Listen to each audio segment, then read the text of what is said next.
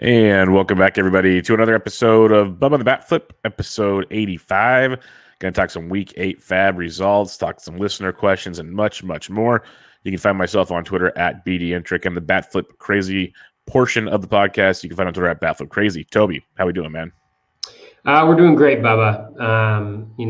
New week, new opportunities. That's how I'm trying to look positively on everything. So yeah, it's going well. It's a good pitching day today. I feel like there was a lot of good pitching performances, which I certainly needed. I think a lot of people are probably in a similar position and needing that right now. But yeah, how are you doing? I am doing well. And yeah, you mentioned there was 30 teams in play today, and there was maybe 3 or 4 that put up a lot of offense. It was a lot of pitching involved on this slate, as you mentioned. So it's good to see after, I guess the weekend was offensive finally for the first time all season, it felt like. So we'll see where things go as the country starts to heat up because the summertime is coming into play and the ball starts flying a little more. Maybe they change the balls. Who knows? Yes, summertime. But yeah, it's good. Question for you, because I was looking at my standings over the weekend. I wonder if it's the same in your leagues. Let's not talk about standings, Bubba. No, just in general. I'm just kidding. The guys like at the top, because a lot of my leagues, it's very, very top heavy. They've made a gap between like the 4th, 5th, 6th, and below. And I didn't look at like all their players, of course, but it feels like they just ran hot. Like they've been the team that avoided injuries for the most part. Are you seeing wide gaps in most of your leagues, or is it just kind of my dumb luck? Honestly, I haven't looked like super closely at the kind of how they're I can't remember the word I'm looking for. Stratified. I haven't looked at how the standings are stratified right now. There's certainly some dominant teams in some of my leagues. But it still seems like there's a decent amount of movement. Like I had one team that was, in I think like 8th place or 10th place last week.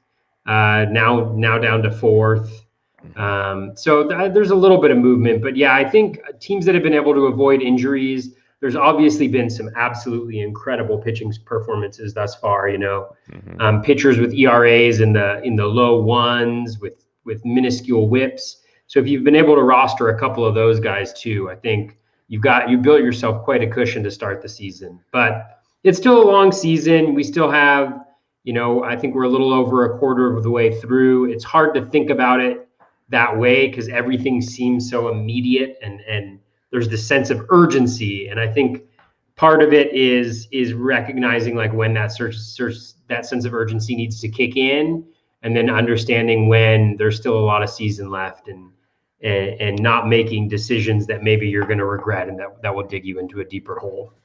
Yeah, no, Scott Jenstead and I talked a lot about that last week. It was kind of like, when do you start pulling the trigger here, doing this, doing that? And a lot of it was like you said, is just kind of wait a little bit longer, be patient. It's long ways to go still, not a 60-game season. So we'll see how that plays out. But I was just curious because I was just looking at some, even leagues like I'm in 3rd place, I'm like 30-something points behind 1st place. There's some gaps in some of these leagues. It's just like, good God. I know there's time to make it up. I'm not crazy about that, but it's just like it's pretty wide gaps going on right now. Yeah, I'm behind by some wide gaps as well. Yeah, so we'll see how that keeps going. But yeah, there's still a lot of movements, as you mentioned.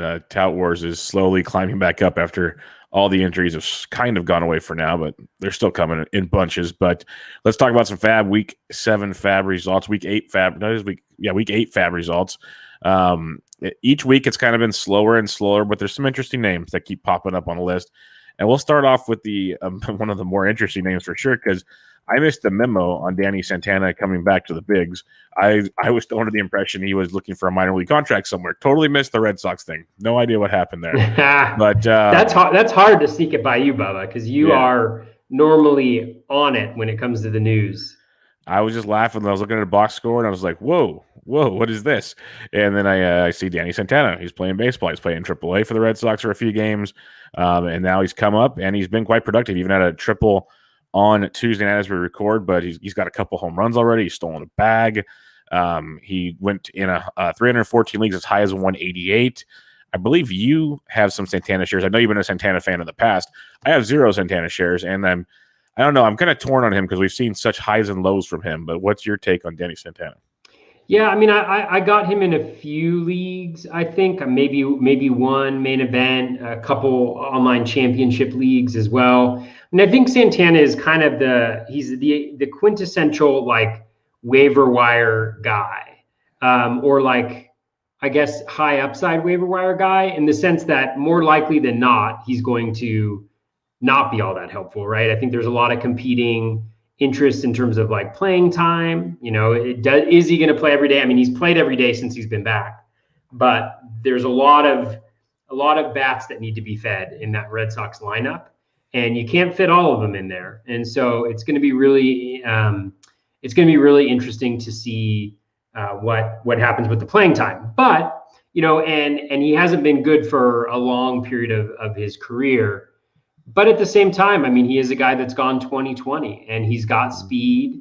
And it's not like when he broke out, 2 years ago. I think we can kind of throw last year away in a lot of senses, right? Like how many plate appearances? He got 63 plate appearances. He hit 145, but there's just not a lot. There's just not a lot there. Like you can't really judge somebody by 63 plate appearances.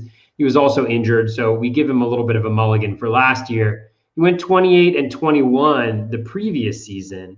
And when you look at some of the changes, there's the 91.4 mile per hour average exit velocity, and obviously that's not everything, but 29 barrels, 8.8% barrel rate. So that's really nice. A 113.1 mile per hour max exit velo back in 2019. And there's some support for what he was able to do. So that's not to say that that's the most likely outcome in the scenario, but it's certainly a possibility. Even when you look at the projections, 4 home runs and 3 stolen bases in 115 plate appearances. So if you give him, just for the sake of ease, like 400, let's multiply that by 4. I guess that's not 400. That's like 450. Let's just say you multiply it by 4. That's 16-12, in 400 plate appearances, which will certainly play. You're just hoping that it's not that 224 batting average that goes along with it. So I think Santana, for me, high upside guy. So I took a stab at him. Hopefully you catch lightning in a bottle. If you don't, again, most likely outcome, then you let go of him. It's always tough to spend a ton on guys like that, though, right? Because you want to be able to play a handful of these over the course of the season and hope that one of them hits. Yeah, and that was my biggest kind of why I didn't go crazy on him is, yeah, the upside's great. Like you mentioned, we could get a really nice steal at this time frame, but getting that consistent production is going to be something we don't see a lot from Danny Santana, it seems like. So we'll see how that see how that goes going forward. But I did think it was interesting. You look at the roster breakdown, and there could be regular playing time for now because, Kiki Hernandez was playing center field. You'd much rather have Kiki Hernandez playing second base if you had a choice. Well, they moved him to second base, just put Chavis to the bench and put Danny Santana in center field. So, like logistically, it makes a lot more sense for the Boston Red Sox. Yeah, like it really actually fits. Like, my little kid's toys, the round thing actually goes in the round spot. It's amazing. And this is kind of how it works here. So I can see this lasting. Like, he might have a longer leash than I expected at first. Let's put it that way. I was trying to figure out where they were going to put him because his eligibility is like a first base and outfield and all these different things because he kind of was a Swiss Army knife at times for the Rangers. But it looks like he might just, you're in center field and you're going to make this work for us. And at least that makes it more interesting. I could see some appeal there. So I don't know if he's necessarily a 12-team viable guy if he's still on your waiver wire out there. But in a 15, he's probably going to be expensive if he's still out there this week the way he's hitting right now. But I could see throwing some feelers out there for him. I wouldn't go crazy. Like, I could definitely see it. All right. It happened again. This was mainly because it was a two-start week, but it was Austin Gomber season again. I got picked up in 238 leagues, as high as 82, as low as 1. I grabbed him in a couple leagues. I still had him in a few leagues because I've been putting out so many waiver wire bids, and I just haven't gotten I don't know. It's been frustrating. I still get guys each week to field rosters, which is fine, but somehow Gomber has landed on my roster, just sits on my bench. And I got to use him again this week, so I was cool with that. And he turned out an 8-inning performance that would have been much better if they didn't go out for the 9th, but 2 runs, 8 Ks against the Mets. He's struck out 6 or more in 4 straight starts, 3 straight starts with 2 runs or less. It's all about the walks for him, and he's controlled those of late. So, he's not an every-time starter, but I can definitely see some chances of streaming him for sure. Yeah, a little point of pride, Bubba, because I was Gomber earlier on in the year, right? Yep. I put that aside. I Good. said I'm proud of you. I'm not going to be biased against Austin Gomber because he hurt me before. That is great. I'm not going to let that stop me from going after a guy that I think is going to have a very valuable week. So I did roster Gomber. I do have Gomber, and I think there's some really nice things going on with Gomber. So if we look over at his last, I want to say maybe it's I had it down as 3, but maybe it's 5. Yeah, if you look at his last 5 One starts, walker less. Yep. his velocity is actually up, which was a big thing for me. It's up about point. So like on May 1st, his velocity was down at 91.8. And then the 5 games ending in May 24th, he was at 92.4.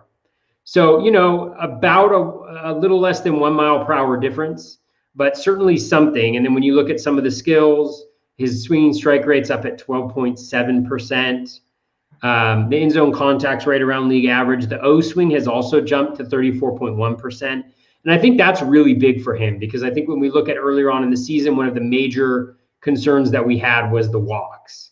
And so when you're getting swings on pitches outside the zone, I think that's crucial. And I want to say he also, he's been throwing his fastball fewer times. So his four seam fastball is down. His usage on the four seam fastball is down. He's throwing, I think, the slider more. Is that right? Slider slightly more. Yeah, I'm literally waiting. There we go. I just pulled it up. I was waiting for it to load. Right now, he's throwing his slider. Yes, he's stop loading like that. Oh, there it is. The changeup. Yeah, he basically he's throwing the slider almost 10% more of the time right now, and he's throwing the curveball a lot less. Well, about 5% less. More changeups. Yeah, so pitch mix change for sure. Yeah, and I bet if we look at like just from a pitch perspective, you may be on Baseball Savant, but yeah. Yeah, I mean, the changeup, the slider increase is huge because it's his best pitch by swinging strike rate. It's his best pitch by O swing as well. The changeup is a decent pitch, I would call it. I wouldn't call it great, but I would call it decent. And so, yeah, I mean, he's throwing the fastball less, which I think is kind of the biggest addition by subtraction.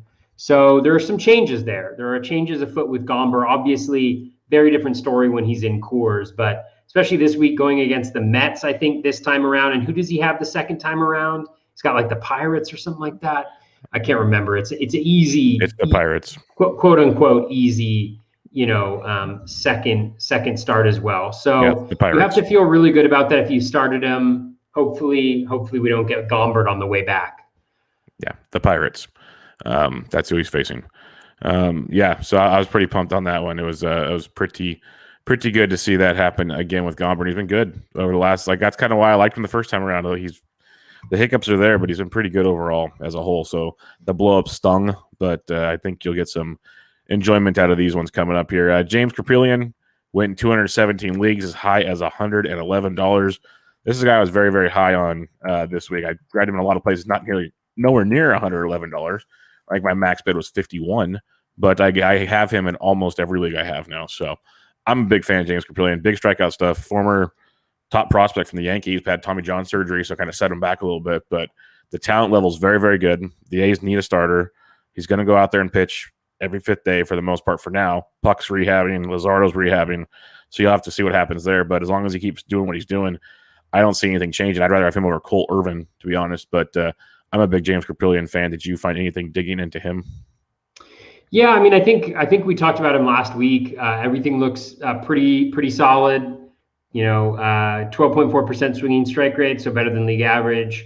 K-minus walk at 24.4. There's some regression in the BABIP, 250, 97.8% strand rate. Those things aren't going to hold over the course of a full season, but there's enough in those underlying metrics, I think, to be interested. About league average in zone contact, slightly below league average O swing. He's not in the zone a ton, so the walks could become an issue. But if you look at his schedule coming up, next week's going to be a little bit of a tough decision. But tomorrow he's got Seattle. Then He he's at faces Seattle next week too. Yeah, he's at Seattle next week, but then he gets Coors on the back end on Sunday. I'll take and the chance. So that's gonna be the debate. But again, like you mentioned, you hope maybe you get that Seattle start and he does really well and he does decent enough in Colorado and gets a little bit of run support. But yeah, I think it's decent what we there. There's a little bit of regression, coming his way if the skills stay the same. But I think generally he looks fine.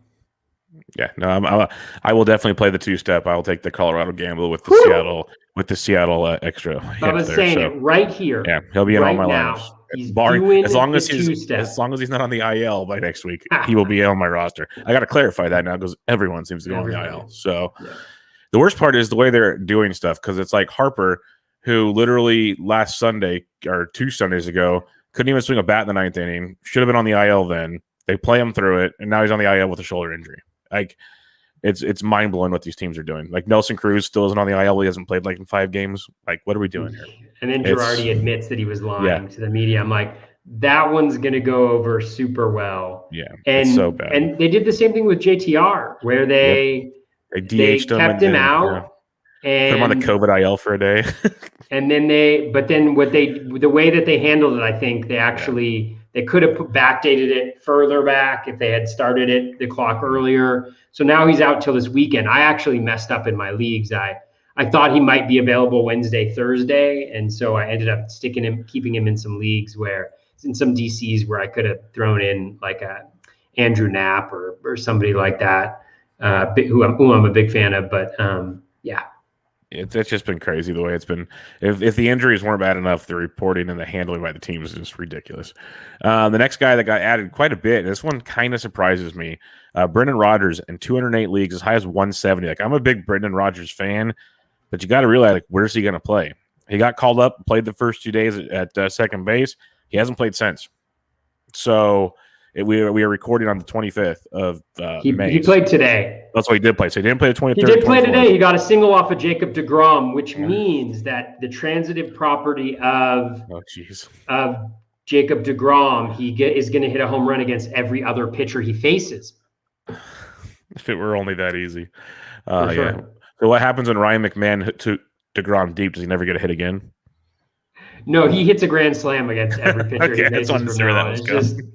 They're just like that. You get 4 runs, dude. You get 4 runs for that. Yeah, I think I picked up Rodgers in 1 or 2 spots just because I think I got him in one place. I got him in a high stakes league for like $42, something like that, and then I got him in an online championship for $1. I think something like that. That's fine. $1. Yeah. I think with Rodgers, the thing is this. I mean, if he plays, he will play in Coors, and that is worth something. The Rockies seem like they're moving towards the position of trading Trevor Story. Obviously, we've got a lot of season to go, so God knows when that could end up happening. But heading into the season, he did appear to be their preference at second base. So again, who knows what's going to happen with all the different machinations, and it's the Rockies. But given the upside for when he's playing at home, and if he hits kind of towards the middle of that lineup, I gave it a go. But I can certainly understand the wariness of wanting to get yourself into a situation where you are counting on the Rockies not to Rocky in order to get some value out of somebody. And I'm a big Brennan Rogers fan. I got him in a ton of DCs and best balls before he got hurt. Like, I liked what they're doing. It did look like he was going to be their second baseman, as you mentioned. And I guess you are waiting on Trevor Story to go. I don't mind your bids. It's the $170. I try to stomach how you do that with like a platoon player right now. It's tough to grasp at the moment, but it is Coors, I guess, if you want to justify things. Like, he could be good. He's got some power. He's got some speed. He could be like a 15-15 type guy if he played every day, but we have to wait and see there. So I see the appeal if the bids were proper, I guess. Pretty tilting though, because the whole thing I was trying to say is, he plays 2 games, gets 2 games off. Now he played again. It's like, what are they going to do with him? I guess it's crazy. Either play the kids or don't play the kids. I don't care, but it's almost as bad as the reporting of injuries. So that's the Rockies for you. What do you think the chances are that Brendan Rogers takes Kapriellian deep during his start next week at Coors? Probably It's better got to than Chris. happen now at this point. Yeah, I yeah, mean, you've spoken into existence, so it has to happen. a DFS play for next Sunday. There you Not go. this Sunday, next Sunday. Brennan Rogers at Well, Coors this will be against fun because James it'll be fun because Kapriellian. when we record next Tuesday, is Kapriellian on the IL? Is Rodgers still playing in the major leagues? Like, there's so many things that could be changed with these two teams. It was written in the stars. On paper, like 12 days from now, 13 days from now, you should play Brennan Rogers against James Kapriellian in Coors Field. That is the play. Yeah, that'll be interesting. The Tampa Bay Rays traded Willie Adames to the Milwaukee Brewers. Good move for Adames and the Brewers. But everyone thought it'd be Brujan or Franco coming up, but it is instead Taylor Walls, who has actually been pretty good in the minors. You know, a little bit of power, decent amount of speed, hits for a good average. Started off this season of the minors just raking, hitting 327 with 2 homers, 2 stolen bases, 11 runs, 10 RBI. So checking all the boxes. Plus, he was walking 21% of the time. I know it's only 14 games, but that's bananas from in the minor leagues when you're still hitting 327. So he was doing everything well. He got the call, and he's been decent so far. He's getting on base. He hit 6th on Tuesday. So there is a lot to like there. I got him relatively cheap in a couple leagues, but I saw him go for crazy prices in some leagues. He went as high as 162. I saw just a lot of weird bids on him overall. So what's your thoughts on Taylor Walls? Yeah, I mean, Walls is the type of prospect I love who comes up because he doesn't have the fanfare of, you know, the Wander Franco and Brujan. You know, he doesn't have that. But like, if you look at the minor league track record and you understand who the player could be, and if we look at his track record, he's not a guy who's going to hit for a ton of power, but he's got speed. He's stolen at every single level. He's got good plate discipline. He always has a pretty high walk rate, which you know the Rays are going to love as well. And so when you look at that, like in leagues where I needed speed, you know, I was very interested. I thought he was going to be hitting 9th, and he's hit 6th the last 2 days, which I think is huge for him. He already, yeah, you pointed out, I think he already has either 3 or 5 walks so far. He's got like an 18% walk rate. I mean, again, we're talking about like 3 games here, 4 games, but still really nice to see that he's maintaining that patience in the majors. He's been in some big spots and taken some good walks. He's got 3 walks so far. He walked again today. And so, yeah, so I like this type because it's not going to cost you a ton. I think I got him for $23 in a couple places. It's not going to cost you a ton, and he's the type of guy who, if you get it right, he can really benefit you. And if he doesn't, then he doesn't cost you the arm and the leg that some of these Uber prospects are going to cost you, and it makes it really a lot easier to make roster decisions with them. So I really like him, as long as you understand what you're getting and you recognize that in the right context, in the right standings, like again, in leagues that I needed speed, that's who I was going for, not ones where I needed power.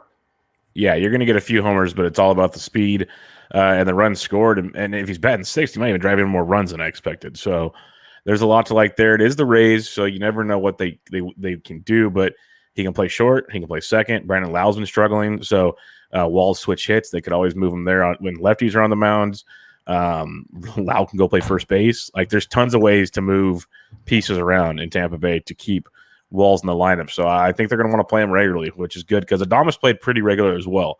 So I think they're going to keep Walls at shortstop and just let him run with it. But if they move him around, they do. It's advantage of having that flexibility that he does. So we'll run with that one. All right. This one is for Toby here. He's going to enjoy this one.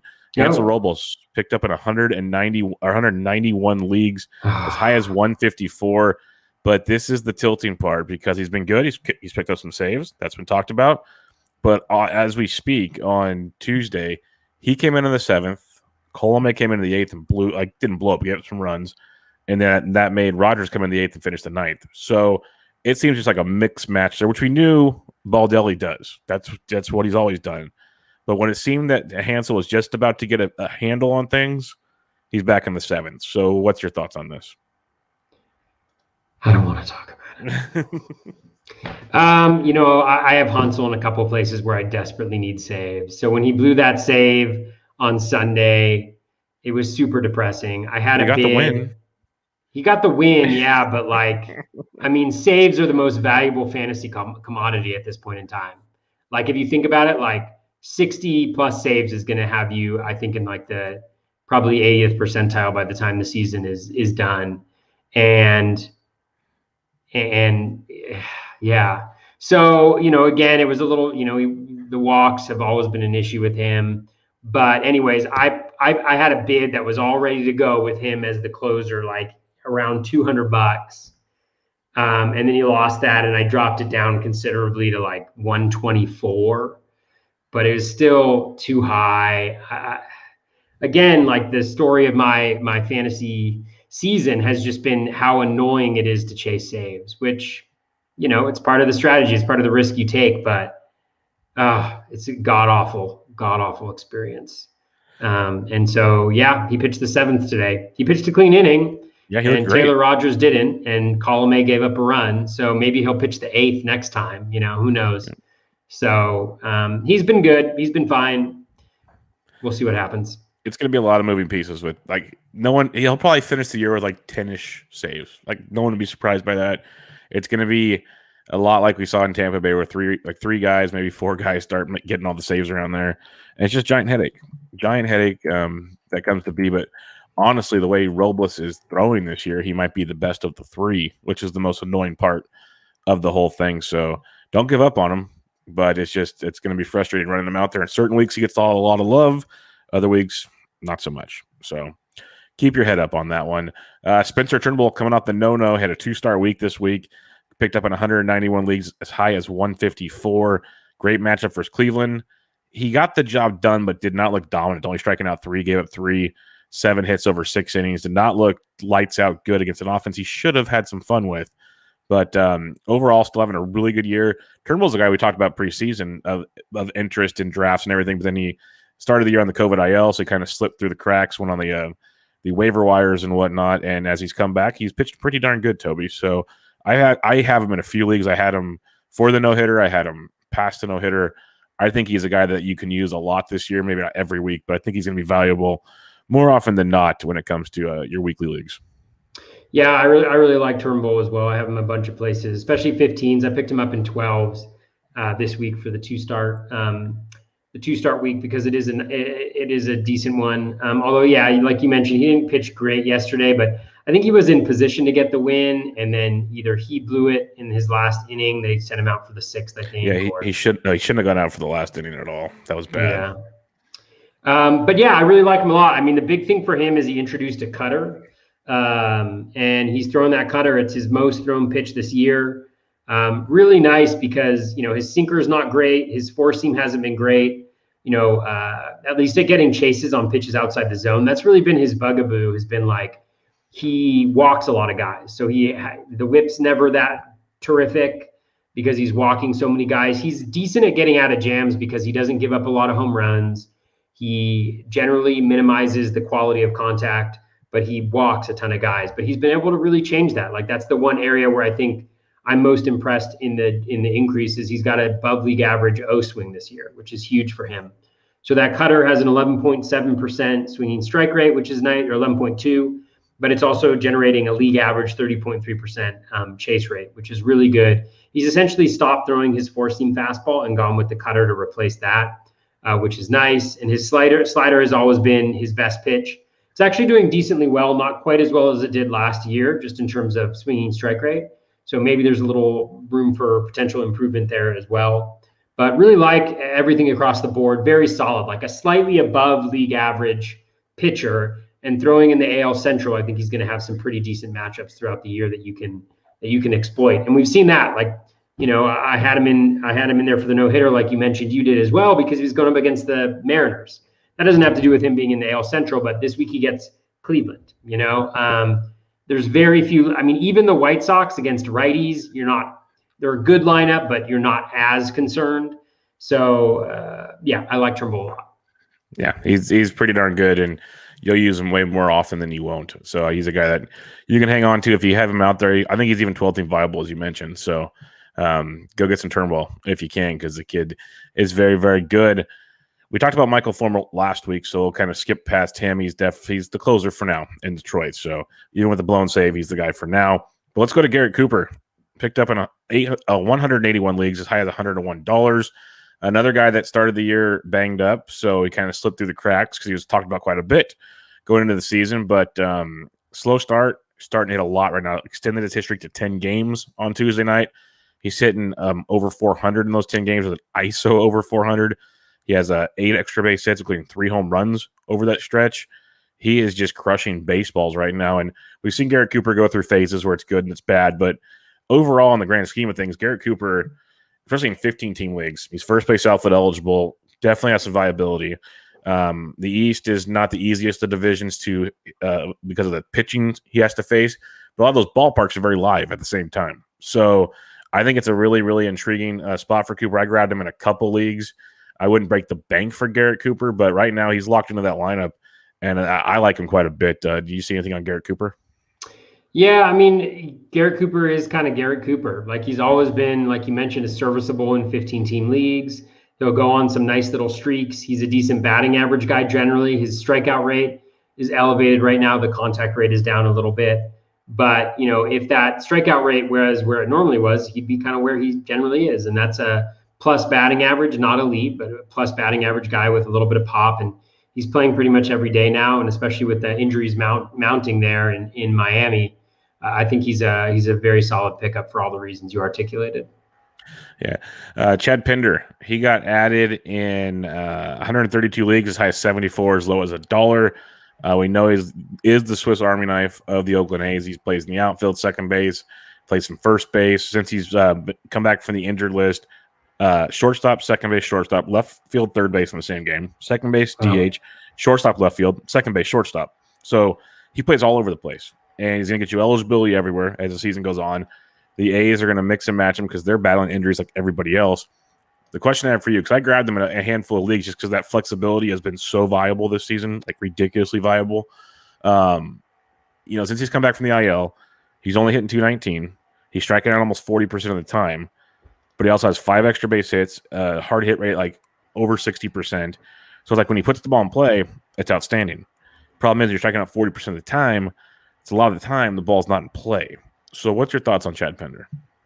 Yeah, I think that strikeout rate's going to come down. If you look at the contact metrics, he's right around where he normally is, right around league average.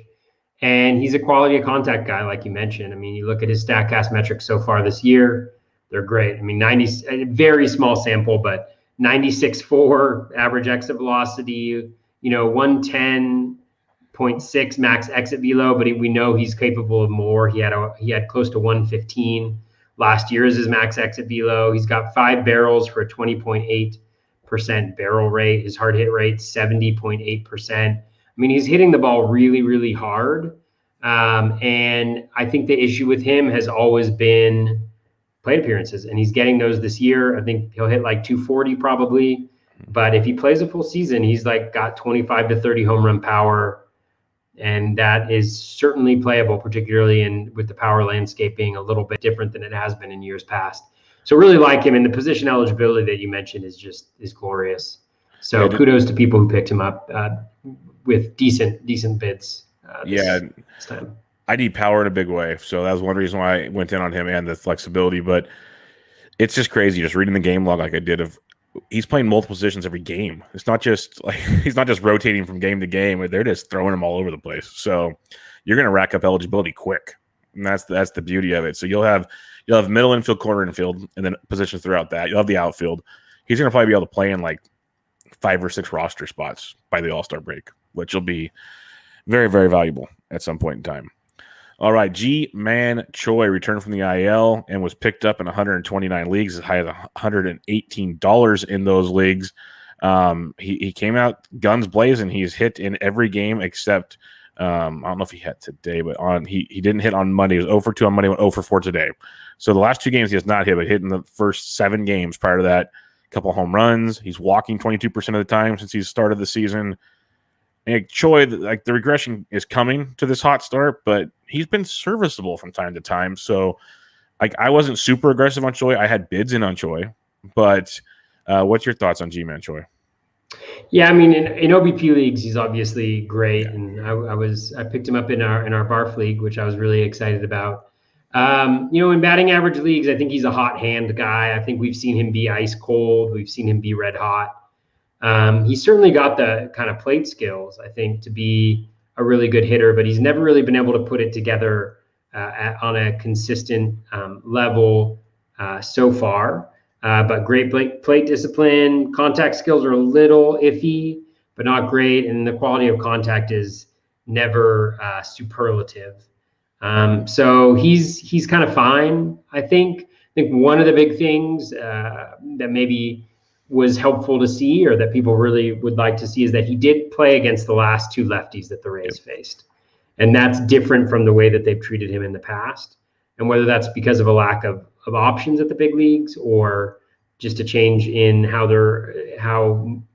they need him or use him, I think that's big, because if he plays every day, I think he could be really valuable. But again, kind of up and down, a higher variance guy, even though the profile isn't traditionally one that is high variance. But yeah, if he plays every day, he could legit hit you 20 plus homers. Might be asking too much, but at least 15 plus. I wouldn't be shocked if it turned into 20 plus if he played every day. But the average will be the downside. But if he's hitting fifth or sixth, power, RBIs, there'll be a lot to like there from Choi. So I didn't get him in many places. I had bids out, but I think he's an intriguing play. Like you mentioned, OBP much better than batting average. Eric Haas was popular, Chris Bubick, Odobel Herrera, Rich Hill, who threw well on Tuesday, David Peterson on the two-step. Any other guys that stood out to you this week when you were making your FAAB bids? Yeah, David Peterson didn't end up pitching that well, but he was obviously in shallower leagues where he was still available. He looked like really nice because he has two plus matchups. One guy who I'm not seeing show up here, I'm not exactly sure why, maybe because he only went in 15 teamers, was Brad Keller. I actually picked up Brad Keller. 23 total leagues. I picked him up in today for his start. I can't remember exactly who it was. I need to give kudos to, but it was one of the podcasts that I listened to. It might have actually been a Pitcher List, like first pitch podcast, but they mentioned that he had kind of changed his approach a little bit. It also could have been, I wish I could give kudos to them, but I kind of looked into it after I heard it, and he's changed his approach pitch mix wise in the last handful of games. If you remember, he was really struggling. But if we let's look at the last 5 games. If we look at the last 5 games, the Z contact is down at 85%. That's pretty much the lowest outside of one other instance in the last 3 years for him. The O swing was up to 33%, which is really nice. And the swinging strike rate is the highest it's ever been for him over a 5-game period of time at 11.6%. I believe he started throwing his slider more is what he did. Yeah, he started throwing his slider more again. It's up to 30%. And I think, I want to say he ditched the sinker a little bit. Is it the sinker? Yeah, he started throwing his sinker a lot less and going with the four seam a little bit more. And so that seems to be a pitch mix that's working well for him. Again, he had a great start today, a little bit of control issues, but striking out a lot more guys than he usually does. And pretty consistently, he's been at about a K per 9 over the last 4 or 5 starts. So whoever gave me the tip on that one, kudos to you. But that was one guy that I picked up. Some other players that I'm seeing in here, I picked up Odobel Herrera last week in a couple of spots. Spencer Howard, I think was one where, again, if you look at his start, I think he had 68 pitches. He had 12 whiffs on those 68 pitches, and his CSW was really good too. So he had walk issues, but over a small sample like that, historically, he hasn't been awful from a walk perspective, and he's got the Marlins this week, I think tomorrow maybe. Tomorrow or on Thursday. So I speculated on him in 1 or 2 leagues, I believe. I know that we talked a little bit before the show about Poteet. I actually dropped him after last week. I had him in one spot for those 2 starts just because he goes up against the Red Sox. But I know a lot of people went after him. his skills look okay. I just don't see a reason why they should be okay. Like there's nothing that really stands out out of anything. I think he had a really strong first start from a swinging strike perspective, and then it's slowly kind of been regressing back. Outside of those guys, a bunch of closer speculations. Amir Garrett was available in a couple leagues, so I picked him up. He was getting the save opportunity today. Then he gave up the home run to Josh Bell, so Lucas Sims finished it off. Those were the main ones for me. How about you? Any guys on the list that you kind of were aggressive with? It was mainly Kapriellian and Pinder were my two main ads this week that I had everywhere, and I got a lot of Garrett Cooper as well. Those were my main three. But looking at the list, we'll talk about Keston Hira in a listener question. One guy, I wouldn't say I'm super aggressive, but in a 12-team league, Herman Marquez was out there, and I was a little more aggressive than I usually am because I'm taking that. And in my head, the justifications, I didn't draft him. So if I want to sit him in Coors, I could sit him in Coors. Like, I'm not paying a premium draft price. I paid like $62 in FAAB, and I can sit and play him whenever I want. And when he's on the road, he is an elite pitcher. So you see a lot of weird things in 12s. That's all I got to say. Like, I understand Marquez can be tilting, but man, like he's not this bad to be. At least that's maybe I'm wrong, but I don't think he's that bad to be dropping him. But other than that, like I had some Vinny V. I got that most of those a couple of weeks ago, though. Vinny V. How about Vinny V? Pitched pretty well tonight. Man, he has not gotten enough pub on our podcast here. The unfortunate thing is, jinx it. I mean, I'm a big believer. Like I've used him throughout the last couple of years in spots in 15 teamers, but I don't have any of him in any of my big leagues. But I have like 12. I have him on 12 DCs. Or something like that, like just ridiculous amount. So keep going, Vinny. Although I have Sandy Alcantara in a bunch of places, and I'm like, what does this guy have to do to get a win? Gosh, all the Marlins, like Pablo Lopez is the same. His ERA is like sub-3, his whip's solid, and yet he has one win, I think. Yeah, it's the Marlins in a nutshell. We knew their rotation would be outstanding, but their offense is just and now they lost Brian Anderson. Jazz Chisholm got banged up today. It's just one thing after another. All these teams, but the Marlins, who really can't afford to lose offensive players, that's just going to make it really, really rough down there. It's like Aguilar and Cooper. What can you do for us today? That's pretty much where they're going, and that's not a recipe for success. So we'll see what the Marlins do because they definitely ain't trading for people. So that'll be interesting. But let's get on to some listener questions. I've got a few good ones for us this evening, and we'll start with Felix Menderuza at Menderuza on the Twitter. Kenta Maeda versus Joe Musgrove can only keep one and has to drop the other in a redraft league. I would drop Kenta Maeda right now out of the two of those. Yeah, I would drop Maeda as well. I mean, Musgrove has been really good this year. Obviously, Maeda has the injury, but I'm not even so sure. I mean, Maeda last year, the strand rate was super high, the BABIP was super low, and he's never really done that before. With Musgrove, the BABIP's a little low, so there's some regression coming there, but 30% K- walk rate, 15% swinging strike rate, off the charts O swing as usual. Like everything is pretty beautiful when it comes to Joe Musgrove right now in a great situation. So I think that's a pretty easy decision from my perspective. Relatively easy. I don't think anything's wrong. I'm not trying to speculate. And he got into some trouble in the fifth inning. They yanked him, which kind of surprised me because he only gave up a few hits. He had a lead tonight. So I don't think anything's wrong, but just felt weird that they pulled him before 5 innings. Like it was just kind of I know he's in trouble, but he's like your ace. Like let the dude go. So I know they have a lot of aces, so I guess he's not their ace, but it was just surprising to me. So I'm just keep an eye on that in case there's so many dumb things happening these days. Just keep an eye on that. We have a question in the chat from Alex Thistlewood. Question for the pair: should we hold Gilbert in the NFBC main event? This is a great question, Toby, because I grabbed him in one league. I was the only one I can get him in because I'll just keep him on his bids. Wasn't going to break the bank for the kid. First 2 starts are rough.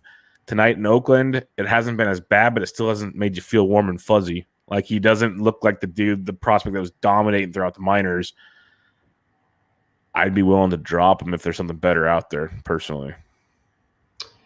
Yeah, I mean, I would hold on to him just because. That's why it has to be something better. Is what I'm saying. Like you can't just drop him to drop. Don't drop him for like a spec closer. Like make it a good ad. Yeah, I mean, 333 BAB up against, 49% strand rate, 11% swinging strike rate is solid, 15.6% Kamilas walk is solid, 33.3% O swing is solid. Z contact about league average, about league average. That's solid. So really, like, he's got 6 points. Heading into today, he had 6 2/3 innings, and that can be, I'd totally stick with him. I doubt you'll find something on the 15 team where, I mean, I had Dylan Bundy dropped in one of my main events this week. That's crazy. So I mean, like, would you rather Dylan Bundy or that type of Gilbert? stuff is, for Alex, he's saying the replacement level pitchers last few weeks are like Jeff Hoffman, Keller. I'd hold on to Gilbert. I think Gilbert's in a solid situation. He's had the minor league track record. The projections actually like him a decent amount. I think with Brad Keller, I mean, that would be an interesting exchange, but I think I'd still stick with Gilbert. I think he's already shown something, and the batted ball stuff just hasn't been there quite yet. And he's got like a 2.7 home runs per 9, which I don't think will continue for a long period. Yeah, it's he threw 4 innings tonight, 4 hits, 2 runs, no walks, 4 Ks through 78 pitches through those 4 innings. So we'll see. Maybe baby steps in the right direction. Would you drop Gilbert for Dylan Bundy in the main event? Oh yeah.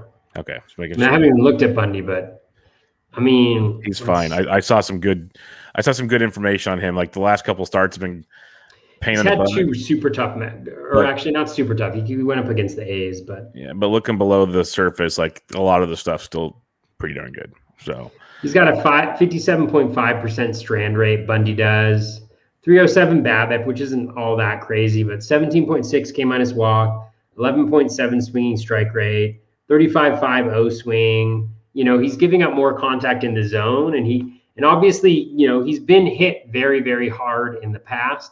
But I think the key is keeping that walk rate down. And I mean, Bundy's Bundy. I think he'll be fine. All right, Dave Petroziello asks, what has gotten into Zach Wheeler? I feel in the second chance OC drafts, he's second round, maybe early second round. It looks real to me. Well, I've always been Team Wheeler. A lot of people in the preseason said he couldn't strike guys out. That has obviously changed. I think he's a very good pitcher. Is he this good? Probably not. But I think he's a very, very good pitcher. And I have no problems with him. Would I take him in the second round of a draft? No. There's other pitchers taking the second round of a draft. But I also don't do those memorial second chance drafts because A, I don't have any time for more drafts like FAAB leagues, but B, I think I can't wait to see the ADPs. Let's put it that way, because there's gonna be some crazy stuff like Wheeler going in the second round. So, what's your thoughts on that? Yeah, I mean, there's definitely a bump in the swinging strike rate. The curveball partially responsible for that. The four seam is up about 1.5%. The swinging strike rate there. The slider is about where it is, but it's getting more chases outside the zone. The sinker, everything's just up a little bit. I wonder if he's got a velo bump or something. Maybe that could help explain it.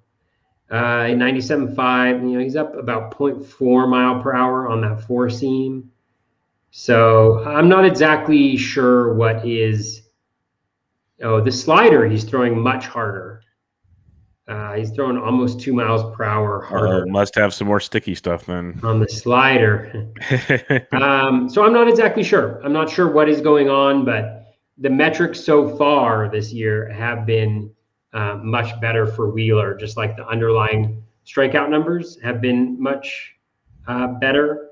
So whether or not he'll be able to continue that, he's good. I mean, the key with him is he's always been able to limit contact. And so when you're not giving up home runs and you're striking out that many guys and you're not walking guys because you're getting chases on pitches outside the zone, I mean, that's a really great combo. I was not in on Wheeler this year. I kind of stayed away from him a little bit just because of the lack of K upside, but that's probably on me. the K upside was tilting. I get it, and that's why a lot of people were off of him. But where he's going in drafts, he's going around guys like Kyle Hendricks and some others where you want the ratio gains. And so I'm like, what's wrong with Zach Wheeler, who we've seen in previous years strike guys out? So did I expect him to do this? No. I'm not going to act like, oh, yeah, blah, blah. No. But I knew he wasn't as bad as a lot of people were making it out to be. Like he's just kind of just waste of a draft pick at that point in time. So I like seeing that quite a bit. A couple more questions we got going here. Doug Fraley Jr., the president of the Byron Buxton fan club. Keston Hira quickly became droppable earlier this year. You guys buying his resurgence, even though he's with a still high K rate? Does prospect pedigree give players like this more and more rope in your eyes? I'll get your comments first. I'm kind of biased because I added him in a few leagues, but I'll listen to what you have to say first.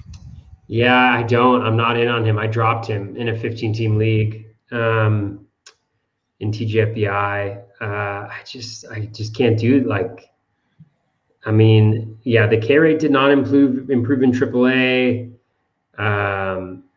It's just really bad. Like I've never seen contact rates as bad as what he's put together in the last little bit. Like his Z contact this year, like you thought last year was bad.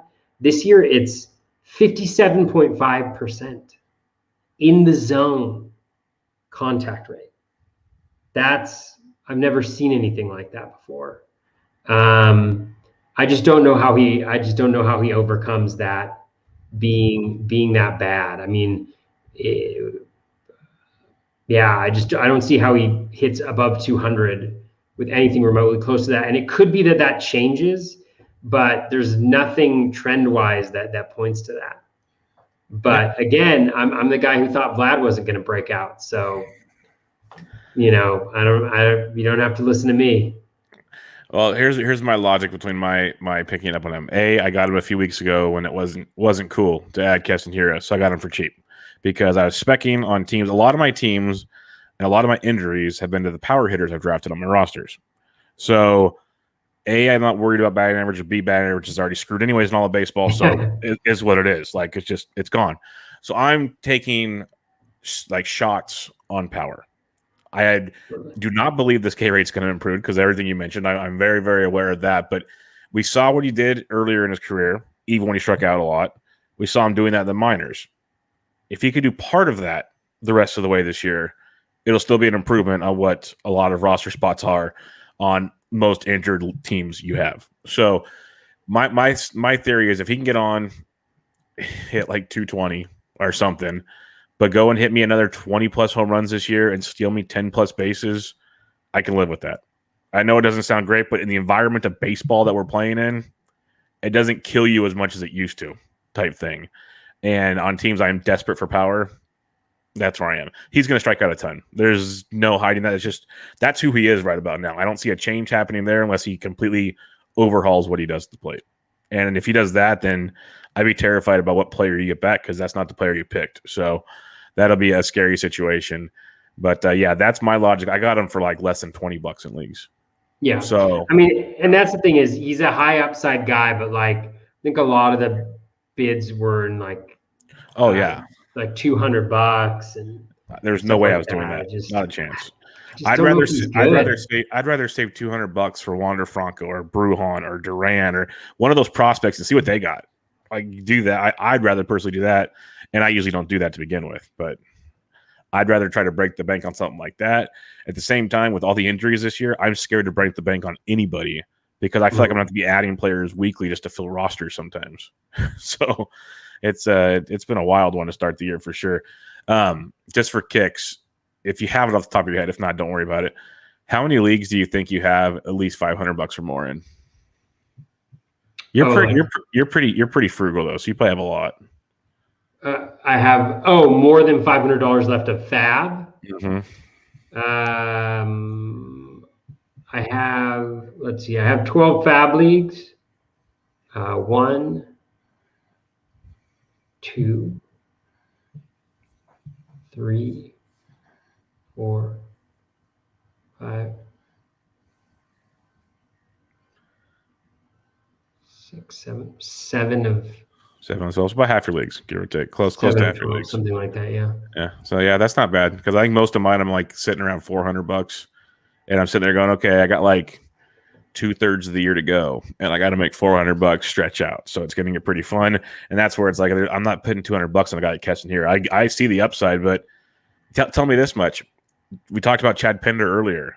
Chad Pinder's got flexibility, and in reality, couldn't you see them putting up same numbers or maybe even better for Pinder by the end of the season?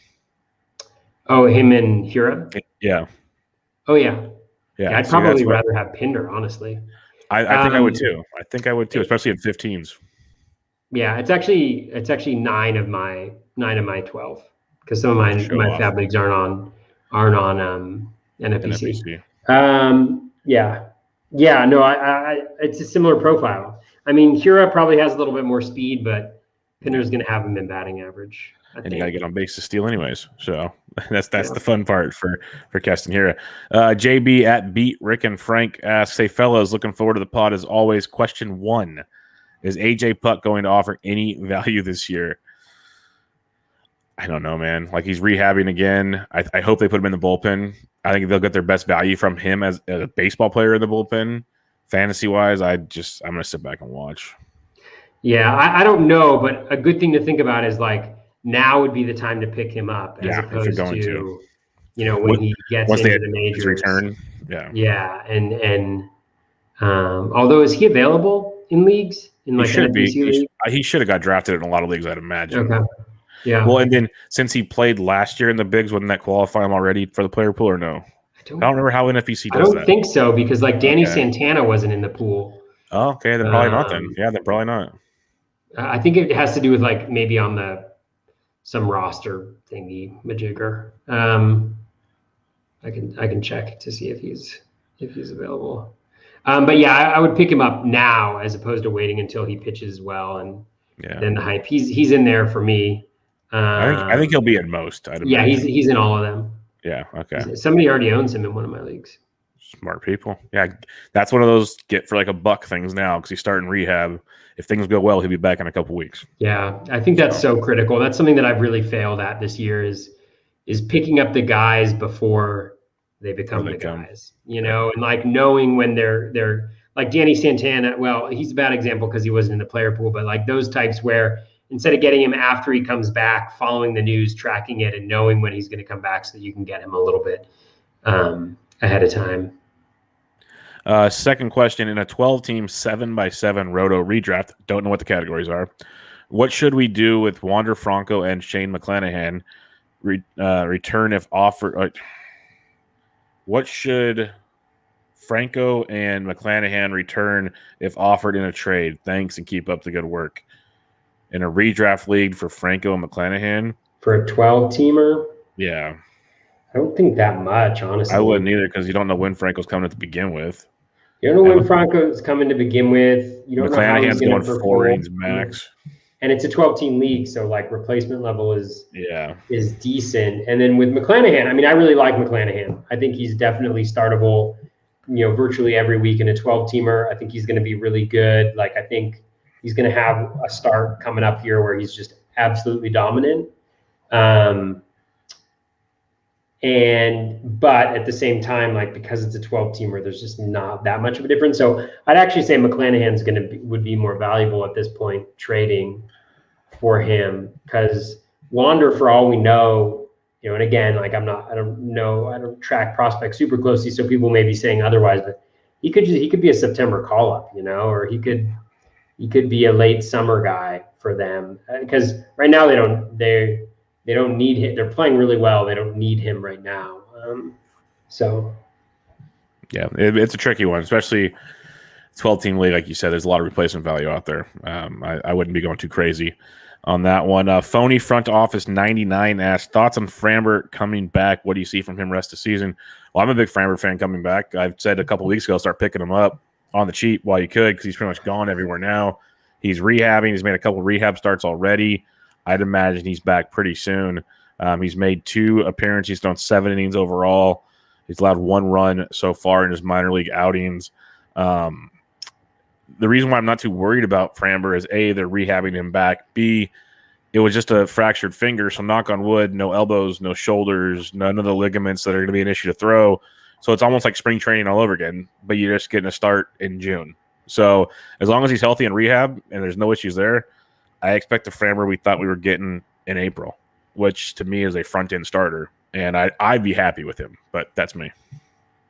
Yeah, I'd say expect like an SP3, something like that. From Framber, like you mentioned, I don't think there's any reason why he shouldn't be who we thought he was going to be. Maybe a little bit rusty, but great context. Still has that curveball, I'm sure. So really, really good. That's one of my few bright spots. I have a DC that's in the top 100 and has Framber and Carlos Carrasco on the bench, just waiting. So that's a good feeling. We'll see. Yeah, that's how I feel about TGFBI. I've been like hanging around in through place. I got Bloomfield and Waxman ahead of me, and they're way ahead of me. That's one of the leagues with the big gaps. But I've held on to Framber this whole time. I'm sitting there just going, okay, let's just keep wading through it, and he'll make up the Giolito problems and all that stuff. But I'm a Framber. I have Framber in a lot of injury list right now, so if he can come back, that'd be much appreciated because I was a big Framber guy going into the year. But that'll wrap us up this week. Not as many listener questions as normal. Fine. It's not for everybody, not this time of year. But what are your final thoughts for the week, Toby, as we are into week 9 of the baseball season? We are over a quarter of the way through the season, and looks like offenses might be slowly waking up. Yeah. I think just keep plugging away. It's a long season. There is going to be some really bad days sometimes. Like Sunday was a really bad day, just pitching wise, just a lot of blow ups. That's going to happen, especially as we get into the summer. And so just keep plugging away, making those good decisions. Hope they add up. Hope it breaks your way. Hope some of these injuries, that players get better. Just keep plugging away. That's all we got to do. It's season long, 162 games.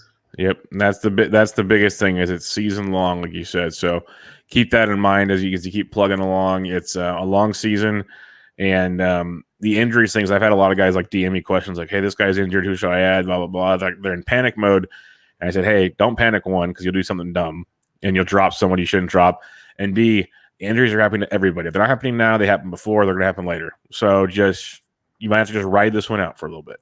Just kind of not saying don't roster someone there, but don't go dropping so-and-so just because you need a spot. So be smart about it. Don't panic and see where it goes. It's been a rough one. Like setting lineups certain weeks, you're just like, I'm really putting like on a DC, like Toby's talking about guys he's waiting for. I have some DCs where I'm like, I'm really putting this guy into a lineup this week, aren't I? Like, this is not a guy I really want to be. Like, I drafted him in like round 48 thinking I'll never use this guy ever. And here we are. So, it's wild times, but exactly, here we are. So if you have any questions for the future episodes, make sure to hit us up on Twitter and drop those to us. We'll be back with you guys next week as always. But for now, you can find Toby on Twitter at BatFlipCrazy. I am at BDentric. This was Bubba and the Bat Flip, episode 85. We'll catch you guys later.